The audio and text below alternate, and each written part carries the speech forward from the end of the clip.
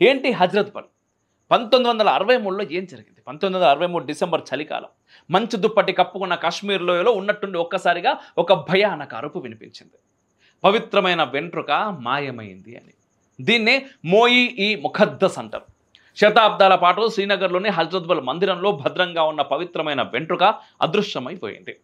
ప్రజల స్పందన తక్షణమే మొదలైంది. మసీదుల నుండి దుఃఖంతో కూడిన అరుపులు, వీధుల్లోకి ప్రజల రాకలు, దుకాణాలు అన్నీ ఒక్కసారిగా మూతపడిపోయినాయి. ఢిల్లీలో జవహర్లాల్ నెహ్రూ కూడా ఈ వార్త విని షాక్ అయ్యాడు.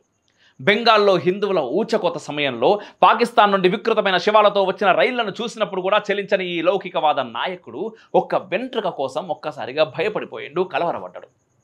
హజ్రత్ బల్ అంటే మరేం లేదు, ప్రవక్త వెంట్రుక. పచ్చిగా చెప్పాలంటే మహమ్మద్ ప్రవక్త యొక్క ఈక కోసం ఇంత హైరాణ పడితే ఇప్పుడు ప్రవక్త తొత్తులు ఏకంగా ప్రాచీనమైన అశోకుడి చిహ్నాన్ని ధ్వంసం చేశారు. ఈ ప్రమాదాన్ని ముందే పసిగట్టి ఉంటే కథ వేరే లెవెల్లో ఉండేది.